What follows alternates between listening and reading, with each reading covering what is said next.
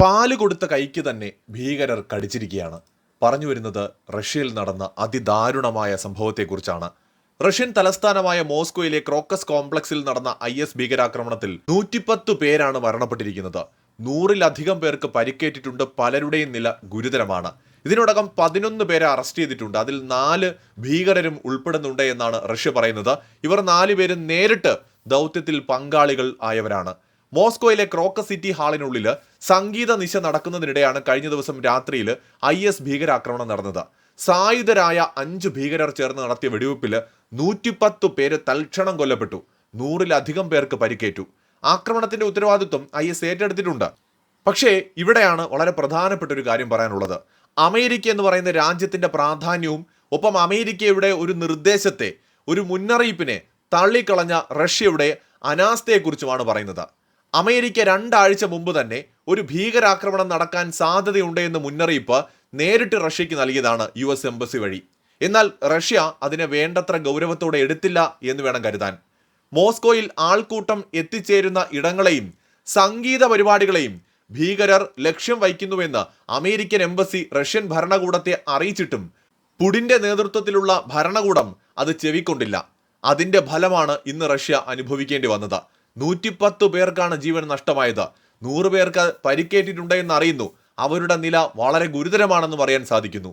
Syria അടക്കമുള്ള രാജ്യങ്ങളിൽ Russia നടത്തുന്ന ഇടപെടലുകളാണ് ഭീകരരെ ചൊടിപ്പിച്ചത് എന്നാണ് സൂചന. പക്ഷേ ഇവിടെ മറ്റൊരു വലിയ ഗുരുതരമായ പ്രശ്നമുണ്ട്. ഞാൻ വീഡിയോയുടെ തുടക്കത്തിൽ പറഞ്ഞു, പാല് കൊടുത്ത കൈക്കാണ് കൊത്തിയത് എന്ന. റഷ്യയുടെ പിന്തുണയോടെയാണ് ഇറാൻ അടക്കമുള്ള അല്ലെങ്കിൽ ഉത്തര കൊറിയ അടക്കമുള്ള രാജ്യങ്ങൾ നിലനിൽക്കുന്നത്. ഈ രാജ്യങ്ങൾക്ക് പുറമെ ലോകത്തെ ഒരുപാട് സായുധ സംഘടനകൾക്ക് ഫണ്ട് ചെയ്യുന്നതും ആയുധങ്ങൾ സപ്ലൈ ചെയ്യുന്നതും പിന്തുണ നൽകുന്നതും റഷ്യയും പുടിനുമാണ്. അതിനകത്ത് ഹമാസ് ഉണ്ട്, അതിനകത്ത് ഹിസ്ബുള്ളയുണ്ട്, അതിനകത്ത് ഹൂതികളുണ്ട്, അതിനകത്ത് പല ഭീകരവാദ സംഘടനകളുമുണ്ട്. ഇറാനിലൂടെയും ഉത്തര കൊറിയയിലൂടെയും പലതരത്തിലുള്ള സായുധ സംഘടനകളെയും റഷ്യ ഓപ്പറേറ്റ് ചെയ്യുന്നുണ്ട് ലോകത്ത്. ഇതിനൊക്കെ പുറമെ മിഡിൽ ഈസ്റ്റിൽ മാത്രമല്ല, ആഫ്രിക്കയിൽ പ്രവർത്തിക്കുന്ന ഭീകര സംഘടനകൾക്കും സായുധ സംഘടനകൾക്കും ആയുധങ്ങൾ സപ്ലൈ ചെയ്യുന്നതിലും റഷ്യക്ക് പങ്കുണ്ട്. ലാറ്റിൻ അമേരിക്കൻ രാജ്യങ്ങളിലെ വലിയ കൊട്ടേഷൻ സംഘങ്ങളെയും ഗ്യാങ്ങുകളെയും നിയന്ത്രിക്കുന്നതിലും റഷ്യക്ക് പങ്കുണ്ട്. ആയുധങ്ങൾ അവിടേക്ക് സപ്ലൈ ചെയ്യുന്നുമുണ്ട്. ലോകത്തെ ഭീകര സംഘടനകളുടെയൊക്കെ കയ്യിൽ പലപ്പോഴും നമ്മൾ കാണുന്നത് റഷ്യൻ നിർമ്മിത തോക്കുകളോ ആയുധങ്ങളോ ഒക്കെയാണ്. റഷ്യ ലോകത്തൊട്ടാകെ അവരുടെ നിലനിൽപ്പിന് വേണ്ടിയിട്ട് ഭീകരവാദ സംഘടനകളെ ഉപയോഗിക്കുന്നുണ്ട്. ഇത് അമേരിക്കയും ചെയ്യാറുണ്ട്. പക്ഷെ അമേരിക്ക അടുത്ത കാലത്തായി അതിൽ നിന്ന് പിന്തിരിഞ്ഞു. അതിന്റെ കാരണം റഷ്യയെ പോലെ തന്നെ ഭീകരവാദികളെ വളർത്തിയാൽ ഉണ്ടാവുന്ന ഭവിഷ്യത്ത് അമേരിക്ക നേരത്തെ തിരിച്ചറിഞ്ഞു. വേൾഡ് ട്രേഡ് സെന്റർ ആക്രമണമൊക്കെ അതിന്റെ ഒരു സൂചനയായിരുന്നു. അമേരിക്ക അതിനുശേഷമാണ് ഭീകരവാദത്തിനെതിരായ ശക്തമായ നിലപാടെടുക്കാൻ തുടങ്ങിയത്. ഇന്ന് അമേരിക്ക അതിനെ ശക്തമായി തന്നെ എതിർക്കുന്നുമുണ്ട്. പക്ഷേ റഷ്യ അവരുടെ നിലനിൽപ്പിന് വേണ്ടിയും അമേരിക്കയും അവരുടെ ശത്രു രാജ്യങ്ങളെയും നേരിടുന്നതിന് വേണ്ടിയും ഭീകര സംഘടനകളെ ഉപയോഗിച്ചിട്ടുണ്ട്.